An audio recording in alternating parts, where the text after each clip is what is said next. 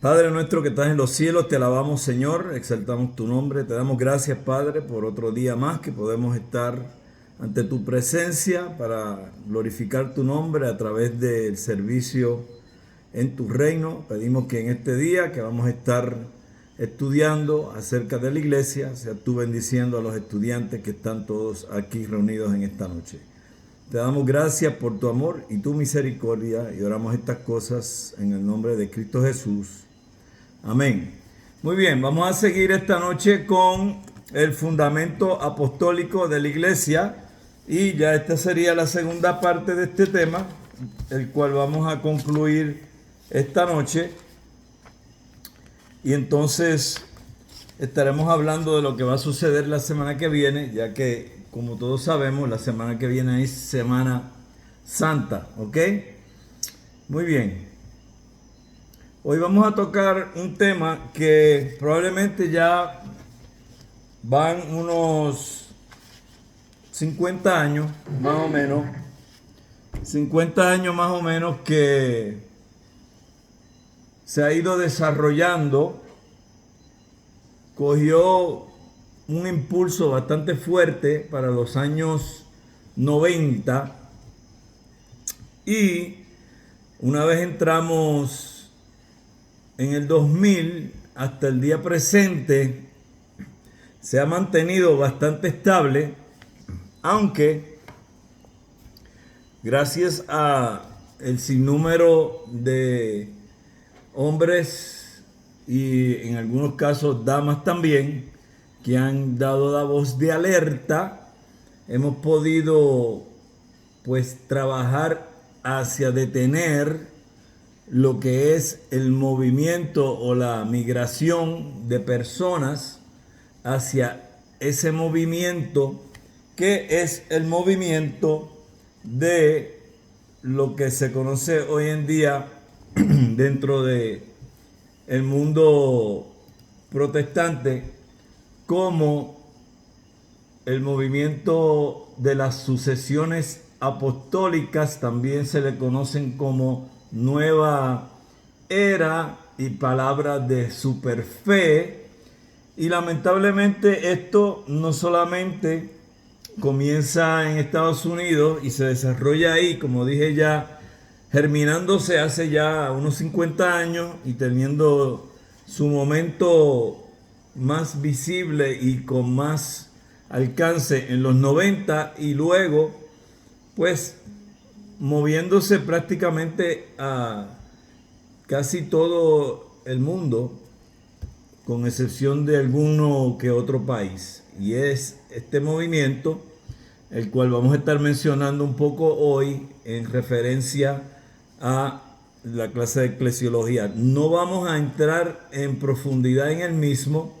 El escritor del mismo libro que estamos estudiando, del libro de Construyendo Iglesias Bíblicas Locales, dice que no va a entrar muy en profundo en el tema, pero yo voy a hacer unos cuantos comentarios acerca del mismo, ya que yo he tenido que lidiar con esa situación, tanto aquí como en Estados Unidos, y es bueno que estemos apercibidos de lo que está pasando con ese movimiento y que esté claro que ese movimiento para nada es representativo de la verdadera iglesia del Señor.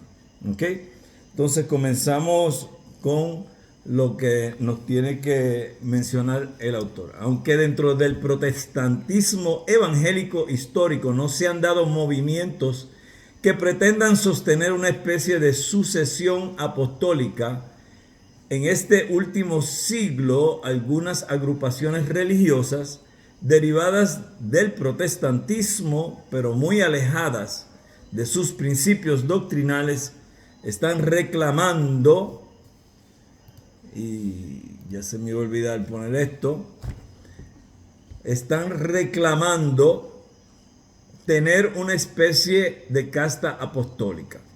Como mencioné, estamos hablando de lo que se conocen como las iglesias de superfe, ¿verdad? Movimientos de apóstoles de hoy en día.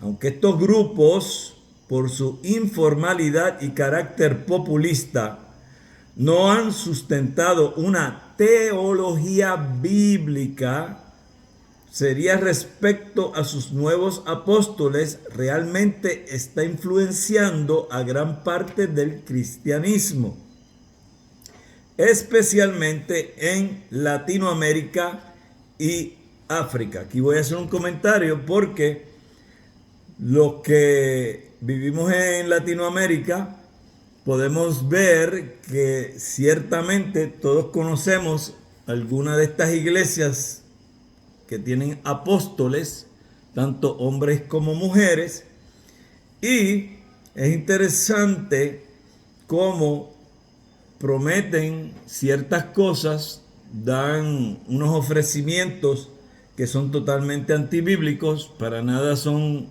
respaldados por las Sagradas Escrituras. Sin embargo, tienen en la gran mayoría de los casos que hemos podido observar éxito. Éxito desde el punto de vista como el mundo ve al éxito. ¿Por qué?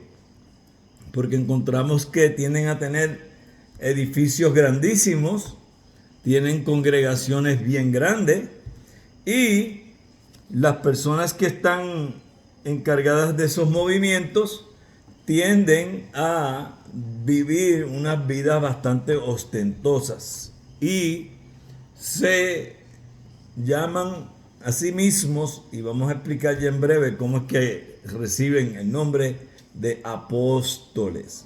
¿Ok? Ahora, hablando de esto de Latinoamérica, pues en esta área del mundo, en el Caribe, tenemos varios lugares que los supuestos apóstoles han tomado control y lamentablemente han llevado a algunas iglesias evangélicas que en un momento quizás andaban por la senda correcta a caer en el engaño, ya que ellos proponen que es necesario estar bajo la cobertura. Si no estás bajo la cobertura apostólica de uno de ellos, pues tus iglesias no van a estar protegidas, no van a prosperar, no van a crecer, etcétera, etcétera, etcétera. En el caso de mi experiencia personal con esta situación de los llamados apóstoles de este tiempo, nosotros en la Asociación Bautista Misionera de América teníamos alrededor de unos 88 países en los cuales nosotros teníamos misiones. Bueno, hoy en día, de 88 países, ahora nosotros estamos en 66 países. Y la razón es bien sencilla.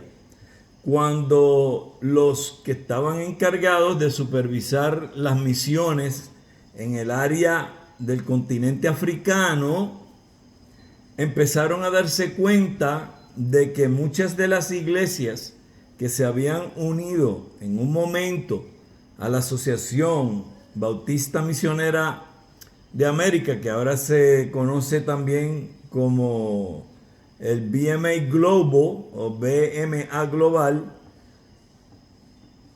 parece que en los momentos que hubo transiciones de liderazgo a nivel de supervisión, ellos comenzaron a permitir que entraran en esas iglesias este sentir del movimiento de los apóstoles de la nueva era. Así que cuando se va y se indaga, se visita, se ve lo que está pasando, se percatan los líderes que tenemos un serio problema porque tenemos varias áreas en el continente africano que están siendo inundadas por los supuestos apóstoles de la nueva era. ¿Y qué pasa? Se le habla a los pastores, a los obispos de esas iglesias, se les indica que esa doctrina no es aceptada por nosotros, que no es bíblica, etcétera, etcétera, y que si desean permanecer participando libremente como miembros de nuestra asociación, tienen que renunciar a tales prácticas. Bueno, pues los resultados están en los números. De 88 países, estamos en 66 países. Todos esos que no están ya es porque esas personas decidieron que se iban a desafiliar y iban a continuar con sus prácticas de apóstoles para estos tiempos. Así que la realidad es que esto llegó y se quedó y está causando estragos. Y en el libro vamos a estar leyendo y estudiando hoy precisamente cómo es que esto está sucediendo. Y vuelvo y repito, el doctor Benítez pues realmente no quiere entrar en mucha profundidad, pero sí se habla acerca de este tema. Esto está dañando a muchas congregaciones.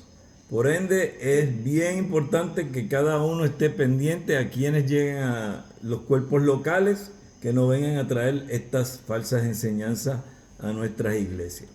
Estos nuevos apóstoles no son designados por un concilio ecuménico que represente a la iglesia mundial, como hace el catolicismo romano. Que conste, nosotros tampoco avalamos ni estamos de acuerdo con la sucesión apostólica que reclama la Iglesia Católica Apostólica Romana, sino que algún jerarca, en el caso de estas iglesias, de estos neoapóstoles, reconocido a través de los medios de comunicación, como la radio o la televisión, y en el caso presente aún en las redes sociales, le unge como tal, y desde entonces es conocido como un nuevo apóstol. Así tenemos hoy día miles de apóstoles en estos grupos. Literalmente miles de apóstoles. Estamos hablando que es una cosa ridícula. Si ciertamente en breve vamos a hablar de los 12 apóstoles y de Pablo, es ridículo el pensar que cuando termina la era apostólica sigue una sucesión apostólica nombrada y estipulada, porque podemos nosotros darnos cuenta que la realidad es que no vemos a los padres apostólicos nombrarse apóstoles. No vemos a los padres inmediatos de la iglesia nombrarse apóstoles. La posición cesó cuando terminó la era apostólica. Así que es bastante ridículo lo que está pasando, pero realmente vemos en todos estos lugares que son miles los que están reclamando ser apóstoles. Y digo apóstoles haciendo claro nuevamente que son hombres y mujeres, los dos, hombres y mujeres.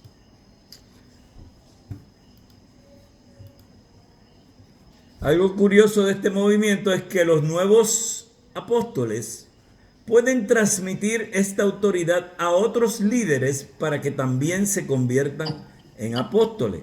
O sea que si tú eres un apóstol, un neoapóstol, puedes tú nombrar a alguien apóstol.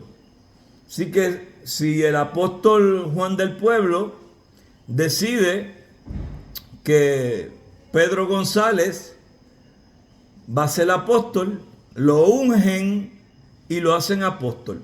Y como mencioné, el libro nos va a indicar ya en breve que no va a estar entrando muy en detalle, pero yo voy a tirar mis cositas ahí, porque una de las cosas que a mí me molestan con este movimiento de los apóstoles de este tiempo es que todo está enfocado en darle esa cobertura a pastores,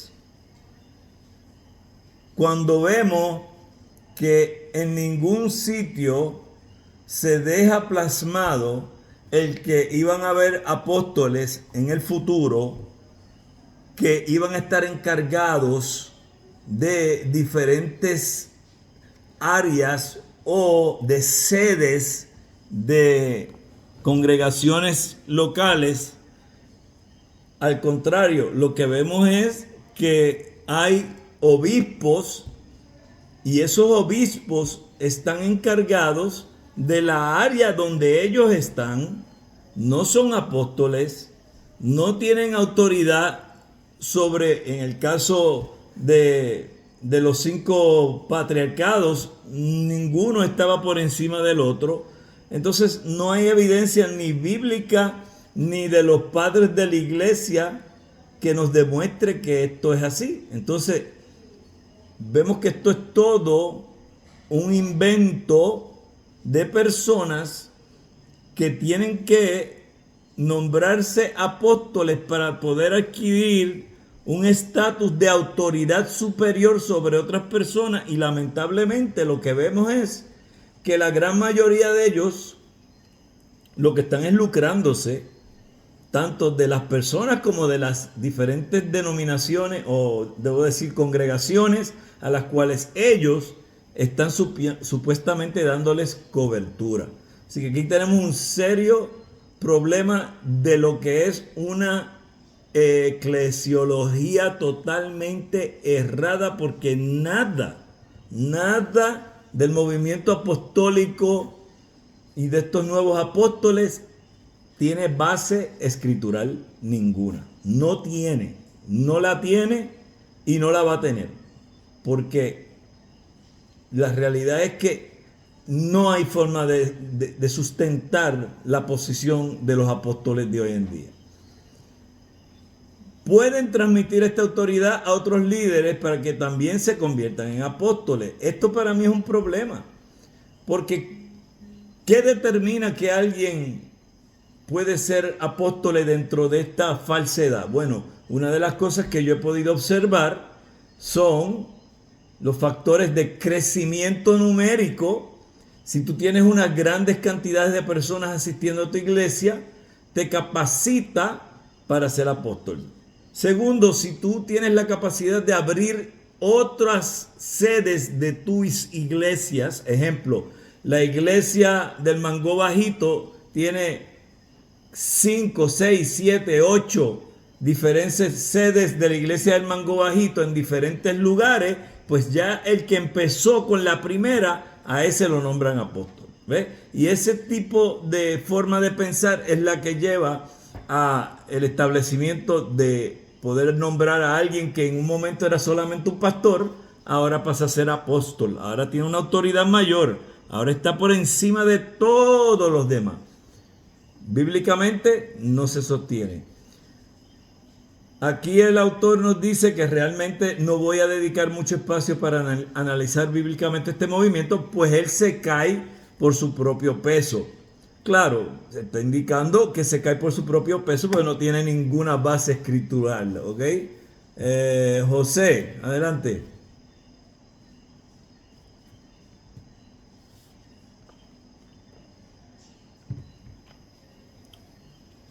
José, ¿tú levantaste la mano?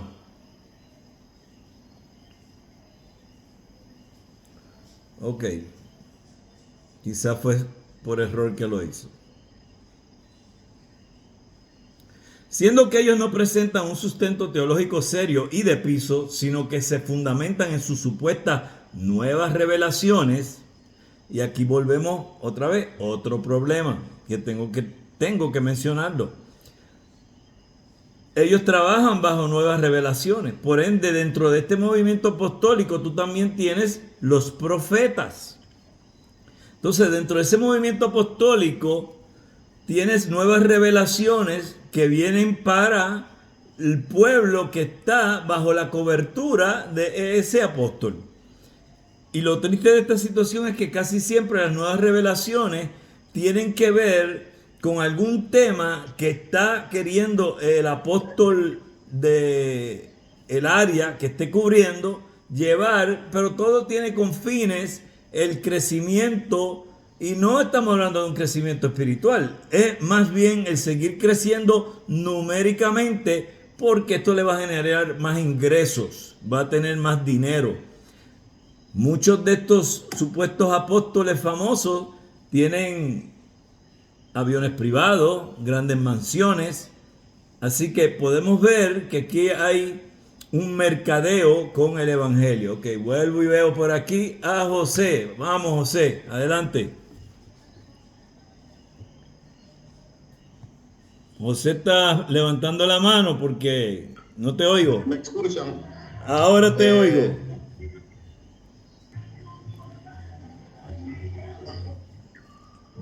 Es que tiene, no sé si me escuchan.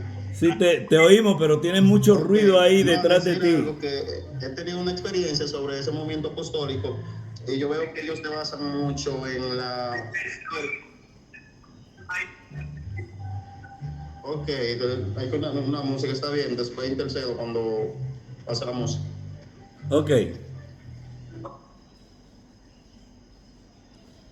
ok, entonces tenemos ese problema definitivamente de las nuevas revelaciones y nosotros estamos claros, ya la revelación ha sido dada, está en la Sagrada Escritura, no hay revelaciones nuevas, todo lo que Dios quería que nosotros conociésemos ya está escrito, se encuentra en el canon que se cerró y ya no hay que añadirle nada más. Entonces, ellos manipulan estas revelaciones para ciertamente lucrarse, porque vemos cómo estas personas están teniendo unas vidas que definitivamente no podrían darse si no fuese por la manipulación que tienen con las personas. Así que es un movimiento bastante peligroso porque está llevando a cristianos que quizás en un momento andaban en sana doctrina a andar en falsa doctrina. Y esto es bien problemático. Ok, es difícil entrar en una discusión bíblica porque para ellos la Biblia ha dejado de ser la norma última en materia de fe y conducta, siendo esta autoridad reemplazada por las experiencias y las imaginaciones elevadas de sus líderes. Entonces, no es lo que dice la Biblia, no es el consejo bíblico, es lo que dicen los líderes. Ciertamente, eso para mí, en la calidad personal mía, yo lo considero como una señal clara de que esto no es una iglesia del Señor, esta no es la iglesia de Cristo, y esto es una forma sectaria, y lamentablemente, como han hecho con los testigos de Jehová, con los mormones, con los unicitarios y la completa plácera de sectas, las incluyen dentro del cristianismo cuando se hacen lo que son las diferentes evaluaciones y encuestas versus otras religiones, cuando realmente estas personas no deberían ser consideradas parte del cristianismo, porque ciertamente están conduciéndose de manera sectaria. ¿Tienen algunas de ellas cosas buenas? Sí. El problema es que la iglesia del Señor no está llamada a tener algunas cosas buenas. La iglesia del Señor está llamada a tener todo lo que hace bueno, porque todo lo que hace debe estar basado en solo escritura. Fíjate que no estoy diciendo solo Biblia. Nosotros no somos solo biblistas o biblicistas. Somos solo escritura, que hay una diferencia. ¿Por qué? Porque solo escritura quiere decir que la Biblia, las Sagradas Escrituras, tienen la autoridad por encima de cualquier otra cosa. El que es solo Biblia está negando otras áreas que se deben considerar, aunque no estén a la par de la autoridad de la Biblia. Ejemplo, el que es solo Biblia no quiere saber nada de los padres apostólicos, de los padres de la iglesia, de los concilios que se celebraron, incluyendo desde el primero en Jerusalén hasta probablemente en el caso de nosotros los evangélicos protestantes reconocemos hasta el cuarto concilio. De ahí en adelante pues ya lo que vemos es un poco problemático y se puede coger con pinzas lo que sale de ahí, ya que está todo matizado dentro de la Iglesia Católica Apostólica Romana. Pero el ser solo Biblia es un error.Nosotros tenemos que ser solo Escritura, porque yo creo en lo que dicen los padres apostólicos. Yo leo, por ejemplo, la Didache y yo veo que ahí hay enseñanza de los padres de la iglesia que es buena. Pero lo que los padres de la iglesia dicen no está al nivel de lo que dicen las escrituras. Por ende, yo soy solo escritura porque la Biblia está por encima de todo lo demás, aunque lo demás complemente la enseñanza, no llega al mismo nivel. En el caso de estos movimientos, ellos están poniendo a la Biblia por debajo, están poniendo lo que son los padres apostólicos, los padres de la iglesia, los primeros concilios de la iglesia. Nada de eso tiene importancia ni valor, y lo que importa son las nuevas revelaciones que ellos están recibiendo. Y el líder es el que tiene la autoridad y se hace lo que él diga y no lo que nos dice Dios en sus sagradas escrituras. Así que ciertamente vemos que ese tipo de movimiento tiene serios problemas para poder ser considerado parte del cristianismo. Se han dado casos, por ejemplo, aquí en Puerto Rico hay una iglesia que está en el pueblo de Caguas, Puerto Rico, donde ellos eran de esa línea apostólica y de la prosperidad. Pero la persona un día fue invitado para dar unas charlas y cuando se puso a estudiar las Sagradas Escrituras, se dio cuenta del error en que él estaba y salió de ahí, y ahora eso cambió por completo. De hecho, esta iglesia que está en Cagua, que es grandísima en el aspecto del edificio, tenía alrededor de casi 2,000 personas en asistencia los domingos, y cuando él decide que va a hacer solo escritura, que va a cambiar de ser apóstol a ser ya ni sencillamente un pastor, y que va a seguir lo que las Sagradas Escrituras dicen, la iglesia le bajó a 200 y pico de personas. Porque los que estaban allí tenían comezón de oír, y lo que estaban oyendo era lo que querían oír, que iban a estar bien, que no se iban a enfermar, que se iban a hacer de dinero, etcétera, etcétera, etcétera, todas las cosas que ese tipo de movimiento enseña. Y cuando él se despierta y ve que está errado y empieza a caminar por el camino de la verdad, se le fue toda esa gente, y ahora la iglesia lo que tiene son 200 y pico de personas. Pero él está contento y feliz porque sabe que está haciendo lo correcto y está bien con Dios. Y es mejor estar bien con Dios que con los hombres. ¿Ok? El autor nos dice que él va a comentar 2 puntos o 2 asuntos. Primero, el mismo principio que hemos dado para rechazar la sucesión apostólica en el romanismo, o sea, en la Iglesia Católica Apostólica Romana, es válido para este movimiento.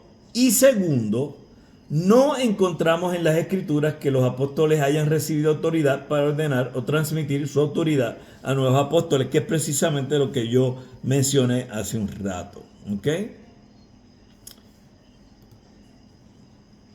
Las Escrituras nos muestran con claridad que los apóstoles son nombrados directamente por Jesucristo encarnado. Mateo 10, Hechos 1:2, Efesios 4:1, Apocalipsis 21:14. Aquí hacemos un paréntesis también.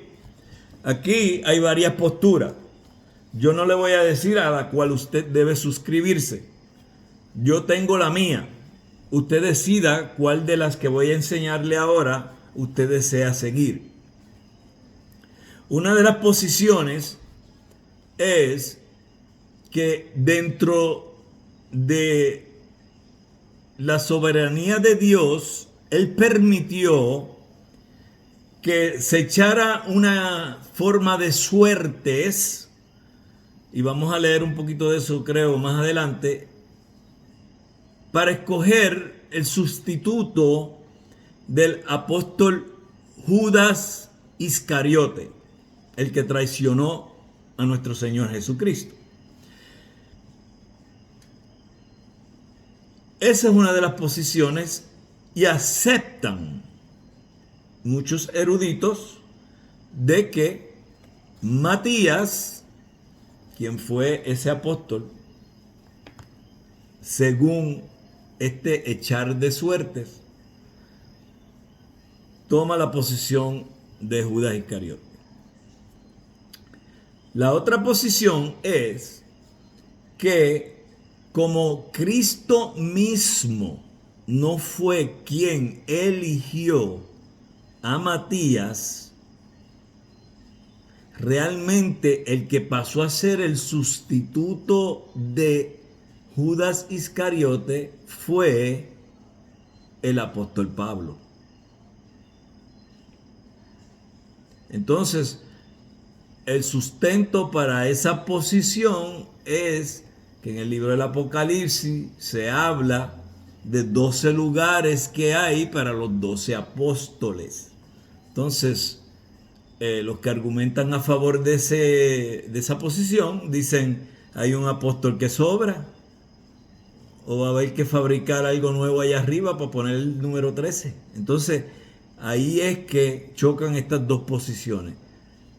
Yo no estoy fomentando que usted siga una o la otra, yo ya sencillamente le estoy diciendo que esas son las que se han postulado. Usted tiene que decidir a cuál usted se va a suscribir.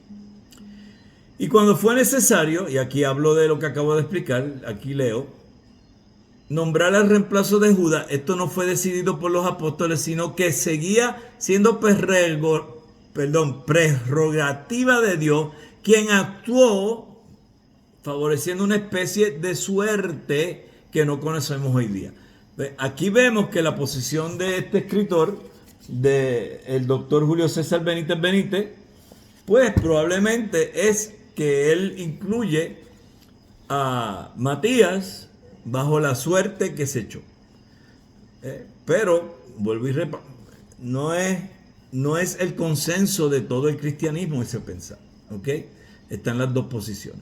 También es importante observar que toda la iglesia existente en ese tiempo participó en este proceso. Ahí vemos que se cita Hechos 1, 12, 26. Los apóstoles a su muerte no designaron sucesores. Ellos sabían que su ministerio estaba relacionado con los fundamentos de la iglesia y que una vez puestos no era necesario designar más apóstoles. Y esto lo pudimos ver cuando estábamos hablando acerca del fundamento y que estábamos hablando de Jesucristo, los apóstoles, y luego se sobreedifica, pero no se vuelven a poner fundamentos donde ya hay un fundamento. No hace sentido. Por ende, no se escogen nuevos apóstoles. Como si hicieron para la escogencia de ancianos o pastores, los cuales de alguna manera iban a continuar la obra empezada por los 12 más Pablo. Aquí él está incluyendo a Pablo y haciéndolo el número 13.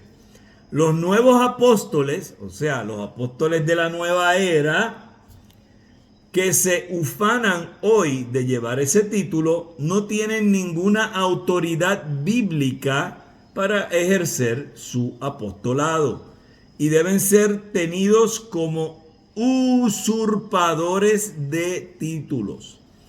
Yo personalmente pienso que estos apóstoles son muy parecidos a lo que encontramos en el libro del Apocalipsis.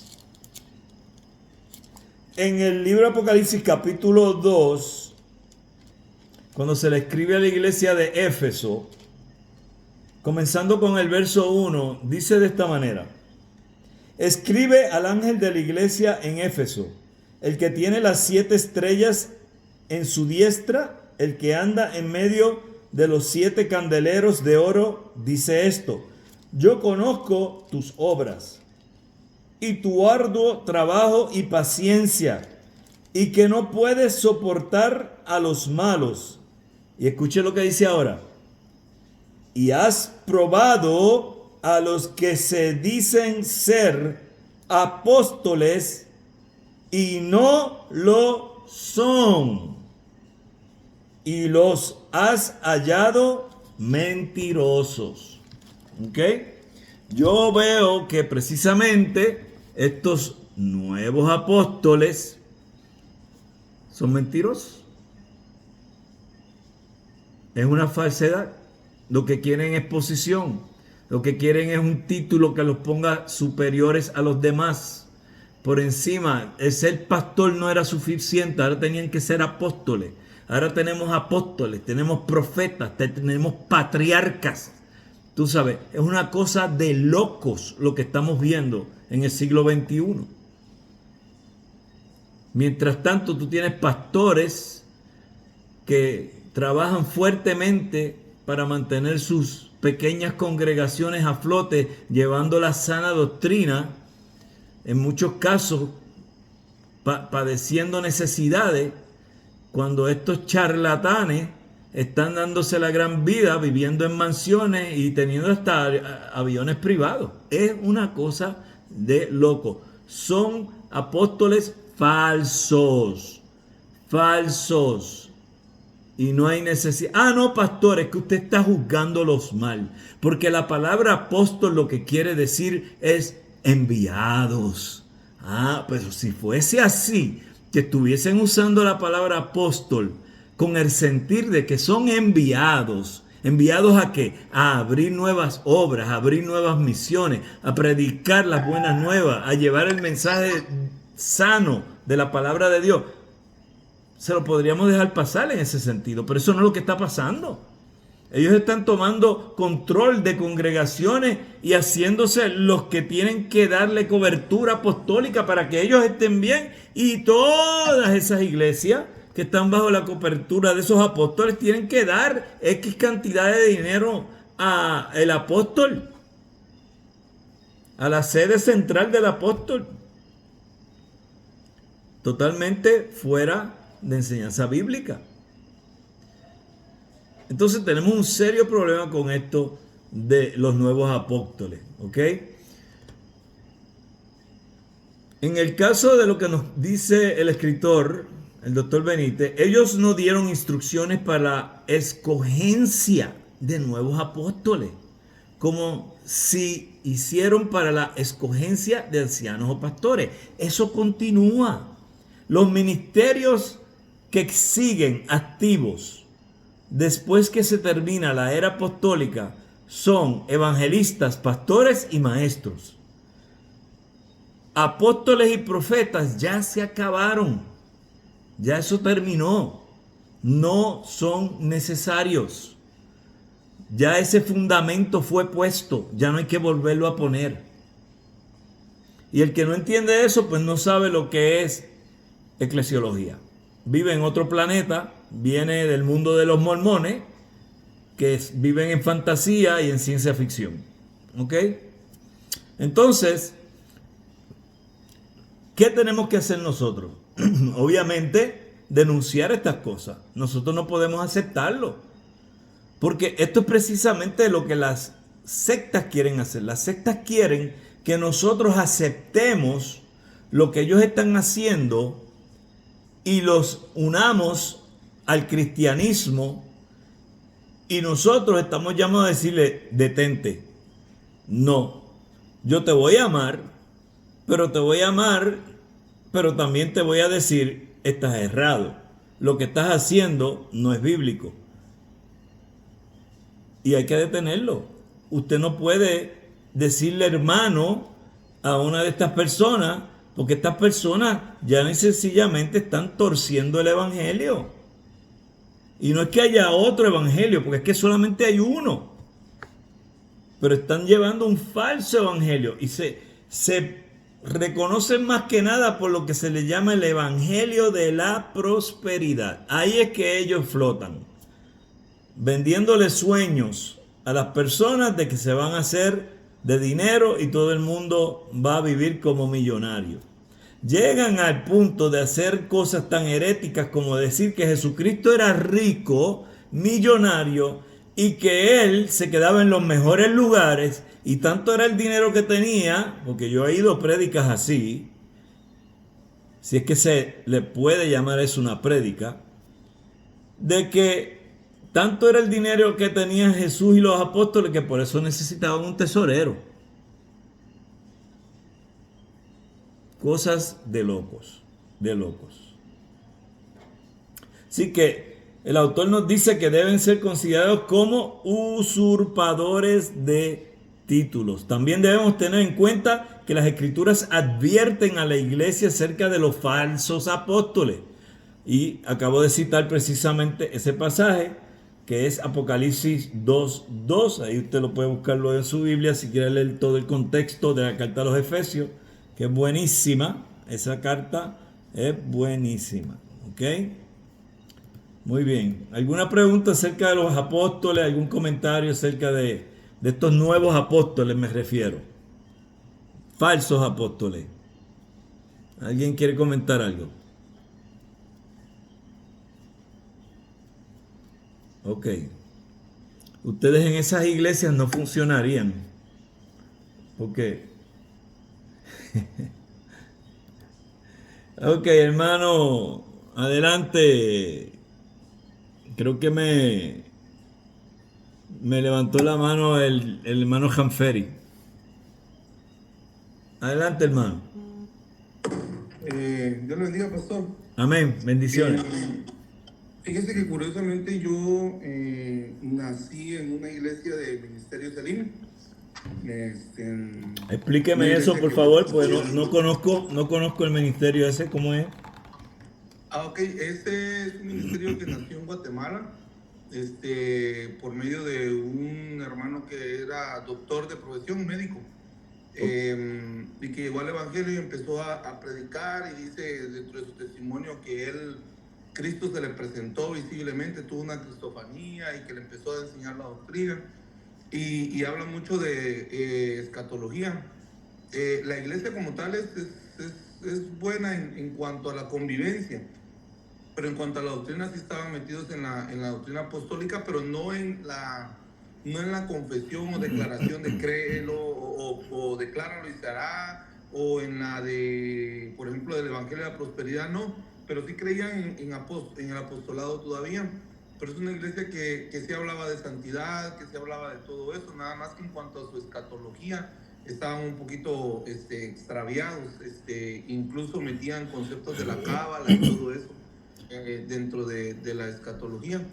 Este ministerio, cuando él muere, los que estaban de líderes se dividen y se empiezan a pelear las iglesias. Ellos ya tenían iglesias en toda Latinoamérica, en Europa, en África, naciendo en Guatemala el ministerio, en Estados Unidos también. De ahí sale, no sé si ha oído Miel San Marcos. El grupo de Miel San Marcos es un grupo igual de música cristiana, es de Guatemala. De ahí nacen ellos también. El papá de ellos era pastor, discípulo del que hizo Ministerios Elim. Por eso es Miel San Marcos, porque es Ministerios Elim. De ahí sale el nombre Miel. Y le digo, era un ministerio relativamente bueno, pero como usted dice, no tiene que tener cosas buenas, sino que tiene que ser todo bueno. Y sí nací allí, efectivamente, pero poco a poco Dios me sacó y de país me llevó a una iglesia. La iglesia era de 800 miembros, y de salir de ahí me fui a una iglesia de 25 miembros, y luego me cambié ahorita a otra iglesia porque ahí también no había sana doctrina. Pero hasta ahora que empecé a estudiar el evangelio bien, ya con teología y con instituto, fue que me di cuenta de los errores que hay, y gracias a Dios por haberme iluminado en ese sentido, en haberme guiado en ese proceso. Amén, hermano, que nos alegra, ¿verdad?, que usted haya podido salir de eso, porque a veces cuando uno está en ese tipo de movimientos es bien difícil salir de ellos, especialmente si tienen una figura que es bastante dominante.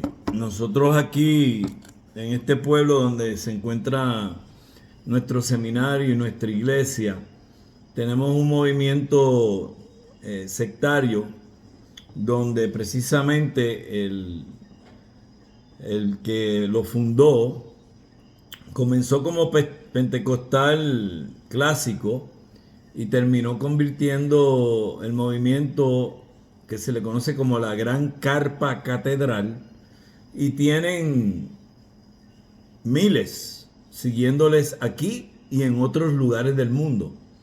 Y cuando usted busca, puede buscar en YouTube o en Google, puede encontrarlos, y usted escucha alguna de las predicaciones, se da cuenta de que es falsa doctrina. Pero por eso es que es importante que nosotros siempre estemos apercibidos y nos mantengamos buscando siempre en las Sagradas Escrituras, porque si hay algo que yo he podido aprender a través de los más de 30 y pico de años que llevo ya en el Evangelio, es que habiendo salido de una religión contaminada por el paganismo, que es la Iglesia Católica Apostólica Romana, pude ver que cuando entré a la verdad de sola Escritura, aprendí y recibí por medio del Espíritu Santo discernimiento.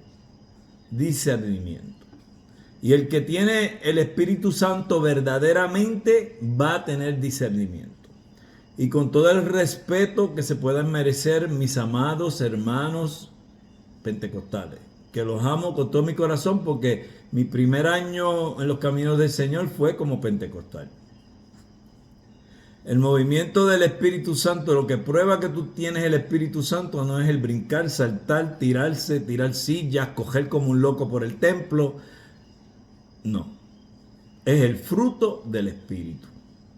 Y dentro de ese fruto del Espíritu tú vas a tener discernimiento.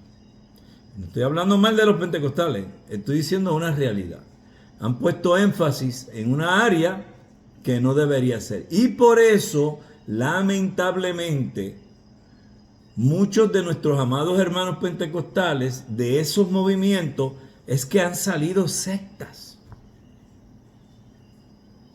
Y lo interesante es que el movimiento pentecostal es el movimiento que más se desarrolló en el mundo, comenzando en Estados Unidos. Todos saben bien que el punto realmente que le da el empuje al movimiento pentecostal es en el Azusa Street Revival, ¿ok? Con William Seymour. Ahora mismo hay más pentecostales que cualquier otra denominación.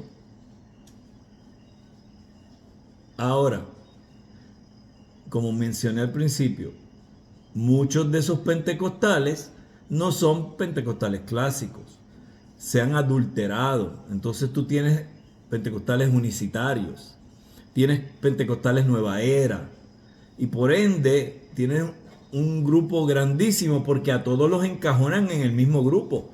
Como mencioné anteriormente, ponen a los testigos de Jehová, ponen a los mormones, ponen a inclusive grupos como la ciencia cristiana dentro del cristianismo. ¿Qué locura es esa? Obviamente están los católicos, están los ortodoxos, están todas las iglesias ortodoxas de todo tipo, incluyendo las coptas, y vamos a sufrir, lamentablemente, de que en nuestros entornos van a levantarse grupos de estos apóstoles de la nueva era y se van a llevar a muchos, porque van a ser engañados. Van a ser engañados. Y la Biblia lo dijo que iba a suceder. Así que no nos debe sorprender nada de esto. Ok. Si no hay alguna otra opinión o comentario o pregunta, seguimos. Pero si hoy día no tenemos apóstoles en el sentido de autoridad, ¿cómo podremos tener iglesias apostólicas?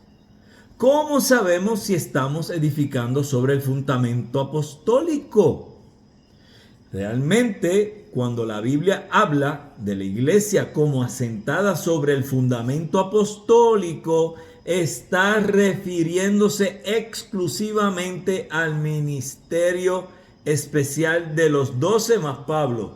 Oye, la verdad que Benítez está empeñado en que la gente le compren los 13 apóstoles, ¿verdad? Ok, está refiriéndose exclusivamente al ministerio especial de los 12 más Pablo. Solamente ellos fueron designados para este ministerio fundacional. La autoridad apostólica es autoridad mesiánica delegada, por cuanto los apóstoles fueron los testigos comisionados por Cristo, sus emisarios y representantes. Mateo 10:40, Juan 17:18, 20:21, Hechos 1:8, 2 Corintios 5:20, a quienes él dio exousia, autoridad para fundar, edificar y administrar su iglesia universal, 2 Corintios 10:8, 13:10, Gálatas 2:7, subsiguiente. Y ya hablamos de la iglesia universal y la iglesia local, ya sabemos claramente cuál es cuál y cómo operan ambas. Así que no vamos a meternos en eso otra vez.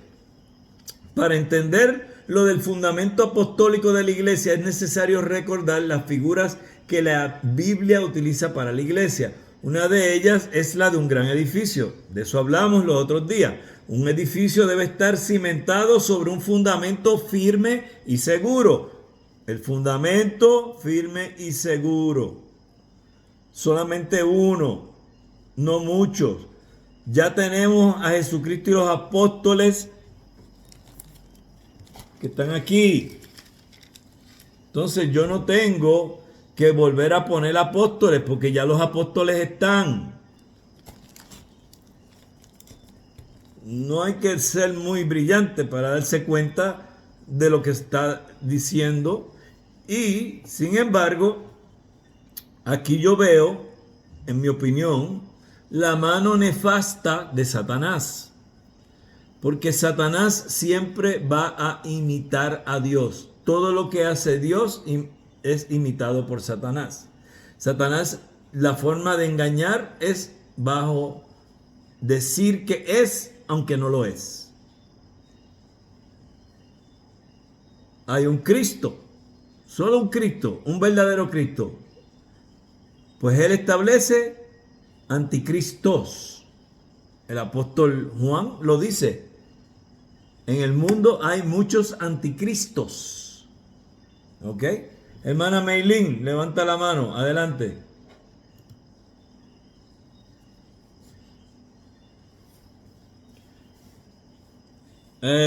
Todos me oyen bien, que la hermana Meilín me dice que no me oye. Todos me oyen bien. Se escucha bien, se escucha bien. Ok, bueno, pues entonces no sé, Meilín, ¿qué pasa que no me oyes? Chequeate tu computadora. No sé si estás en una computadora, déjame ver en qué tú estás. Si tú estás en una computadora, pues no me dice que es un celular. Verifícate, hermana. Porque los demás dicen que sí, que yo me oigo bien.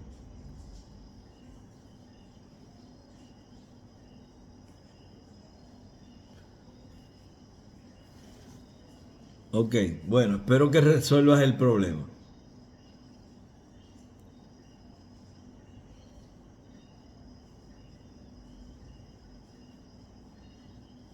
Para entender lo del fundamento apostólico de la iglesia es necesario recordar las figuras que la Biblia utiliza para la iglesia. Una de ellas es la de un gran edificio. Entonces, hablamos de eso en las semanas pasadas.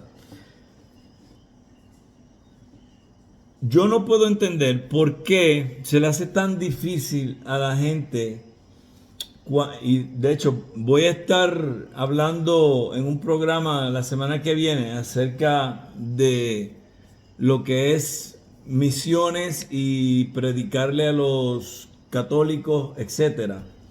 Y una de las cosas que yo quisiera poder llevar en ese programa es el entendimiento para que muchas de estas personas vean la importancia de lo que es delineado en las Sagradas Escrituras en referencia a qué es la iglesia. porque hay un concepto que es erróneo y está en diferentes formas siendo expresado por diferentes comunidades que lamentablemente por no tener claro lo que es una iglesia y cómo funciona una iglesia y cuáles son las bases o el fundamento y cómo se establece y cómo de ahí se parte para crear nuevas congregaciones o sedes de la única iglesia que hay, pues solamente hay una, que es la iglesia de Cristo.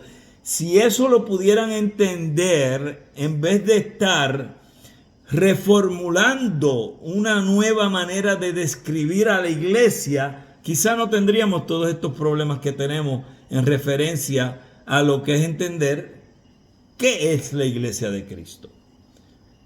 Precisamente ese es el problema que tienen los que nos meten a los que somos de sana doctrina junto con los de falsa doctrina. No entienden realmente lo que es la iglesia de Cristo y por ende cogen a todo el que diga en alguna oración de lo que sea que estén hablando la palabra cristiano y Cristo y ya son cristianos. Si ese fuera el caso, pues entonces estamos en serios problemas, porque la realidad es que cuando miramos el número de iglesias falsas que hay, es espeluznante. Vamos a darles una idea nada más que mirando lo pequeño que es Puerto Rico. Puerto Rico mide 100 millas de largo por 35 millas de ancho. Obviamente su espacio terráqueo es mayor en el sentido de que tenemos montañas. Y por ende, si lo fuéramos a medir, cogiendo en consideración todas las montañas y las colinas, todas las lomas, obviamente es mucho más grande. Pero si tiramos una línea recta de este a oeste, de sur al norte, son 100 por 35. Tenemos 3.4 millones de habitantes aquí. Y es el lugar que tiene más iglesias por milla cuadrada en el mundo. Usted pensaría, pues ustedes en Puerto Rico deben de tener el paraíso terrenal. Eso debe ser allí perfecto. Allí nada malo sucede. No. Esto está malísimo aquí. El crimen está como nunca. ¿Por qué están pasando todas estas cosas? Pero tantas iglesias. ¿Qué está sucediendo? Porque la mayoría de las iglesias son falsas. Es un semillero de falsa doctrina. Es lo que tenemos aquí. Cuando en un momento las iglesias históricas llegaron, como fueron la presbiteriana, la iglesia metodista, la iglesia anglicana, la iglesia bautista, las diferentes iglesias que eran de una doctrina fuerte, sana.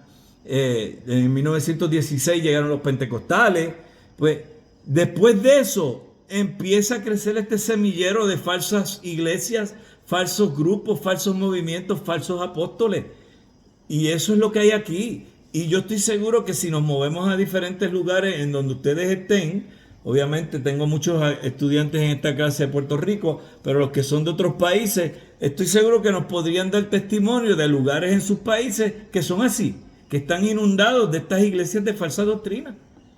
Lamentablemente comenzando con la Iglesia Católica Apostólica Romana, que son los número uno en idolatría en el mundo. Yo creo que ya se llevaron hasta a los budistas.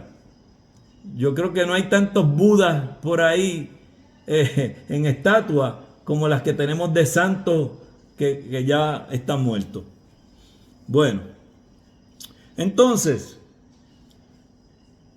continuando aquí con lo que está en la ponencia del doctor Benítez, siendo que Dios no improvisa ni es sorprendido por el crecimiento de la iglesia en ningún siglo, Él tuvo el cuidado de poner un fundamento o base que lograra sostener todo el edificio. Este fundamento está afianzado en la roca inconmovible que es Cristo. Y ahí está Mateo 16, 18, pasaje controversial, Pero si lo leemos en el debido contexto y la explicación correcta, no es nada controversial. Obviamente, para un romanista, pues, quiere decir lo que no dice, para podérselo acuñar a Pedro. La Iglesia Universal y en consecuencia toda la iglesia local bíblica está fundamentada en la roca que es Cristo. La iglesia se deriva de aquel que la compró con su sangre, el cual fue constituido como cabeza de ella. Jesús es la roca porque, además de haberla ganado con precio de cruz, Él se encarga de guiarla, enseñarla y santificarla. Y nos sugiere la lectura de Efesios, que ya yo se lo sugerí anteriormente, ¿verdad? Es importante entender que cuando miramos esto que está diciendo el doctor Benítez, es porque él está claro que cuando él está hablando de Jesús, viene lo que va a mencionar ahora, que es el Espíritu Santo. Jesús designó a los hombres que se convirtieran en ministros de la misma y les dio el Espíritu Santo para que les ayudara en esta labor. Nadie, absolutamente nadie, puede decir que es iglesia de Dios si no tiene el Espíritu Santo. El que diga que es iglesia de Dios y no tiene el Espíritu Santo es un mentiroso, no es iglesia de Dios. La iglesia de Dios es todo aquel que ha creído en Cristo y ha recibido el Espíritu Santo. Tan sencillo como eso. Por ende, ¿tendremos falsas iglesias? Claro, porque habrán personas que no es el Espíritu Santo el que está gobernando sus vidas. Es otro espíritu. Entonces tenemos que estar muy cuidadosos quien llega a nuestras congregaciones. Con amor los vamos a recibir a todos. Pero si vemos que esa persona realmente no es creyente, o esa persona dice que viene y ha confesado a Cristo como su Señor y Salvador, pero pasa tiempo y no vemos fruto de espíritu en esa persona, tenemos que empezar a mirarla con cuidado a esa persona. ¿Por qué? Porque los ministros, los pastores que Dios le ha dado a la iglesia para que la cuide, para que la instruya, para que la ayuda, ellos tienen que estar pendientes. Pero la iglesia en conjunto total, como cuerpo local, tienen que asistir al pastor. Ok, yo espero que lo suceda. Yo creo que no me formaría que esta fase era más mañana. Bueno, yo no sé de qué está hablando este hermano, pero para mí fue que se le fue el micrófono. Sí. Ok.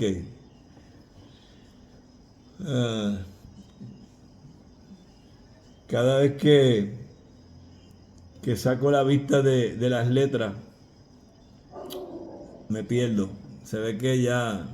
Ok, aquí estoy.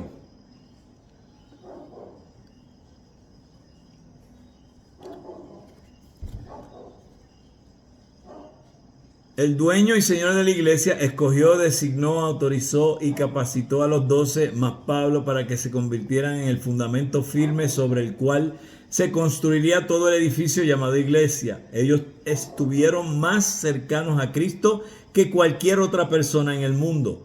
Escucharon directamente sus enseñanzas. Estuvieron 3 años a su lado, día y noche, aprendiendo las verdades de su evangelio. Los apóstoles fueron testigos de la resurrección de Cristo, Hechos 1:22, 3:15, y se convirtieron en los portavoces del Salvador para el resto de la humanidad, 1 Corintios 2:9 a 13. Sus enseñanzas tienen el carácter de normas de fe, Gálatas 1:8-2, segunda Tesalonicenses 2:15, y de conducta, segunda Tesalonicenses 3:4, 6:14. En las Escrituras hallamos que ellos pueden hacer uso de la autoridad dada por él. 1 Corintios 5:4, 2 Tesalonicenses 3:6, y sus enseñanzas deben ser tomadas como directos mandamientos de Jesús. 1 Corintios 14:37. Yo personalmente siempre he enseñado, y creo que estoy en lo correcto, al estudiar todas las cartas, las epístolas del apóstol Pablo. Si ciertamente Jesús dice que Él es el que establece la iglesia, ¿ok? Pablo es un perito arquitecto, porque cuando vemos todo lo que tiene que ver con el funcionamiento del cuerpo local y la iglesia, lo que estamos llamando hoy en día en lo que es teología sistemática, eclesiología, pues precisamente la gran masa, lo fuerte, lo que nos lleva a un entendimiento y una comprensión de cómo yo debo conducirme como iglesia, sale de la revelación que se le fue dada al apóstol Pablo. Por ende, Pablo no es una mera casualidad de que Cristo decidiese que iba a escoger ese varón para que fuese apóstol.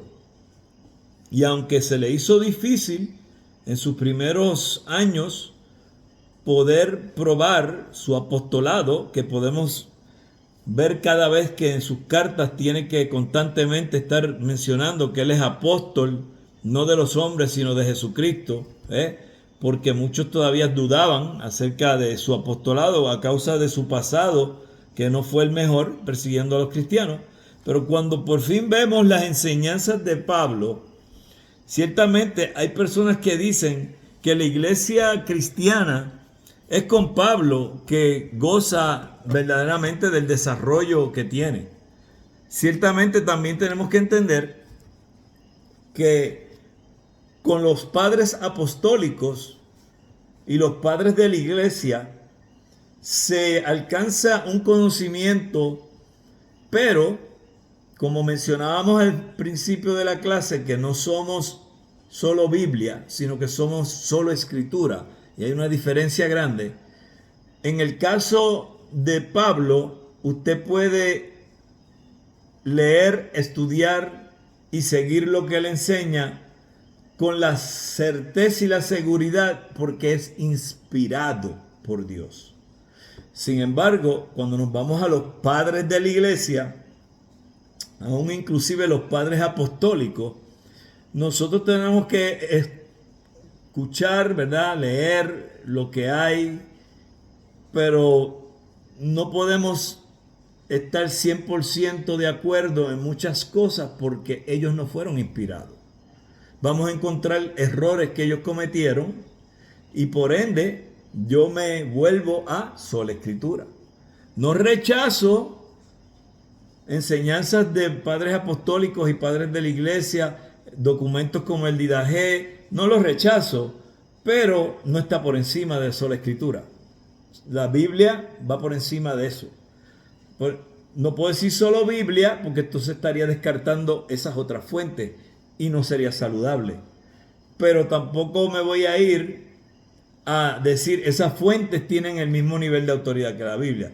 Entonces, cuando yo veo la eclesiología, yo veo más que nada de todos los que enseñan al apóstol Pablo. Y esa es una realidad.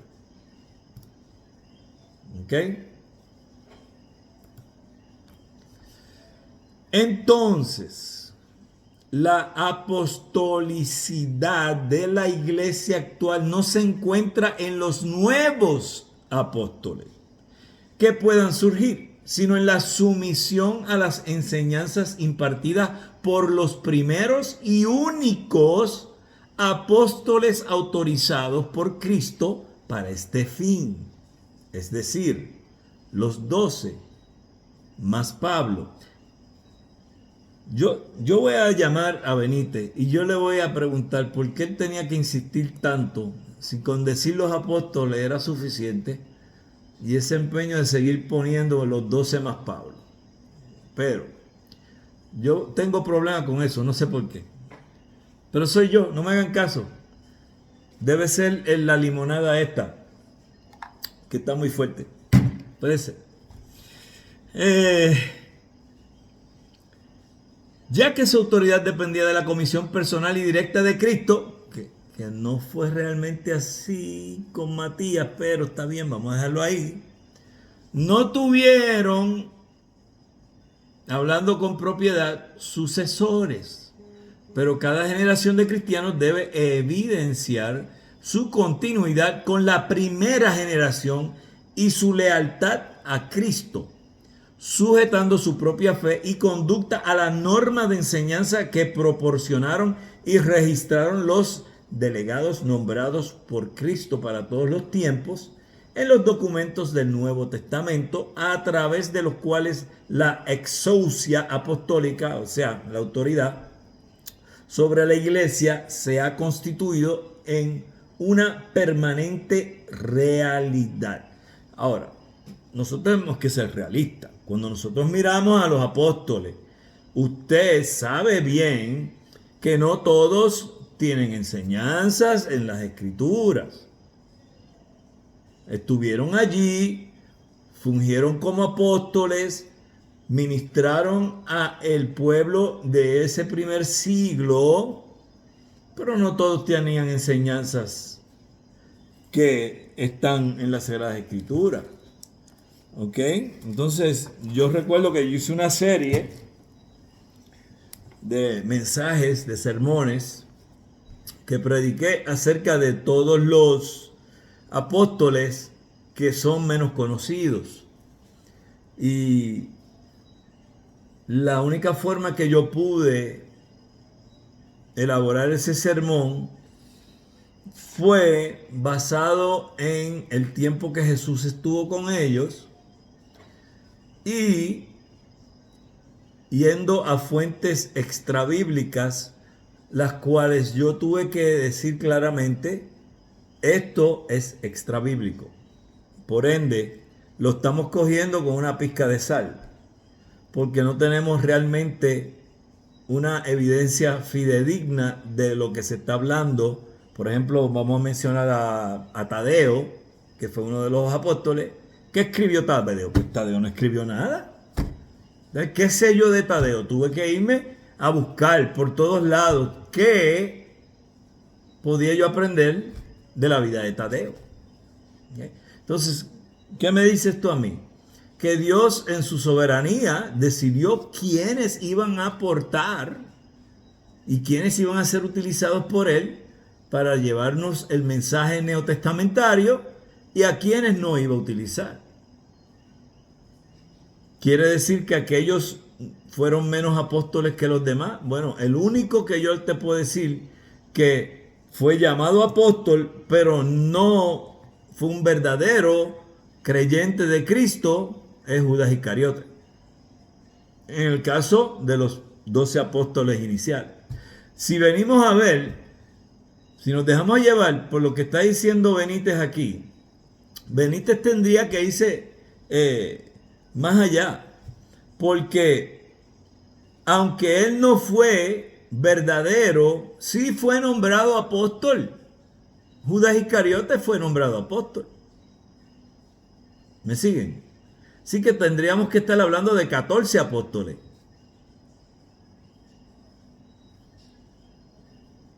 ¿Que fue un falso apóstol? Bueno, Jesús lo escogió directamente.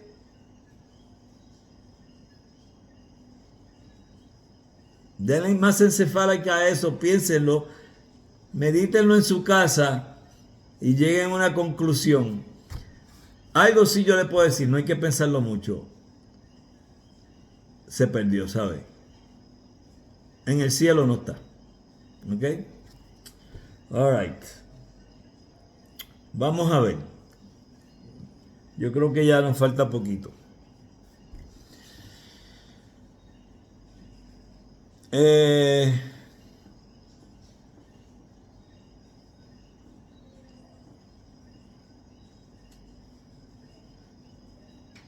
Ok. Todos los ministros y siervos de Jesús que vendrían con el transcurrir del tiempo deberían ser fieles en continuar construyendo sobre el fundamento establecido por Jesús, los apóstoles y profetas.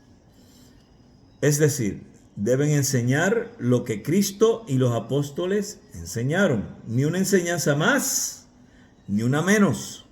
Salirse de estos límites conlleva al error y desvía a la iglesia del rumbo indicado por el Salvador, que es precisamente lo que está sucediendo y estamos viendo. Falsos apóstoles, falsos profetas, falsos patriarcas. Es una cosa de loco. Esto de verdad que da pena. Ok. Muy bien. Como ya todos ustedes, sea el libro físico o el libro en PDF que usted esté usando, se tiene que haber dado cuenta que cuando miramos el prontuario y miramos las páginas del libro, no encajan. ¿Por qué? Pues porque se han hecho diferentes ediciones del formato del libro, y por tal razón puede ser que en el libro, por ejemplo en mi libro, la próxima lección, que es la naturaleza y gobierno de la iglesia, está de las 50 a las 60. En el suyo yo no sé dónde esté. Puede ser que en el suyo esté ahí, pero puede ser que en el suyo... 54. En el suyo es diferente, hermana Carmen. 54 comienza la naturaleza y gobierno de la iglesia.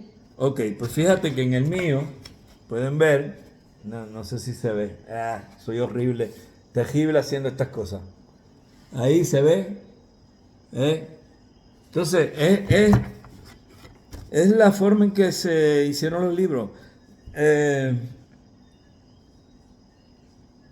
Tenemos la semana que viene Semana Santa. ¿Ok? ¿Qué pasa con Semana Santa? Aquí para nosotros en Puerto Rico, ciertamente es una gran oportunidad que no desperdiciamos para evangelizar. Si ciertamente todas las semanas del año son santas, si tenemos a Cristo como nuestro Señor, ¿por qué desperdiciar la oportunidad de tener una semana completita para hablarle del verdadero Cristo a las personas, del Cristo de las Escrituras? Entonces, por ende, toda esta semana nosotros vamos a estar acá en nuestra congregación trabajando con eso. Y el viernes tendremos un culto de drama de Viernes Santo. Y el domingo de resurrección. Entonces, lo que vamos a tener es que yo voy a grabar la clase del lunes, la del jueves, y a los que cogen la clase de Cristología con el doctor Colón, pues tendrán que enterarse este sábado con él qué es lo que él va a hacer. Él está en Luisiana, así que yo no creo que ellos celebren la Semana Santa como lo hacemos nosotros acá, pero si es así, pues me imagino que él también la grabará. Entonces, esperen la del lunes de la clase de la Epístola a los Hebreos grabada, y la del jueves grabada. Tienen de asignación leerse esa página, ¿ok? Entonces, creo, déjame buscar por aquí, que tengo, vamos a ver dónde tengo yo esto.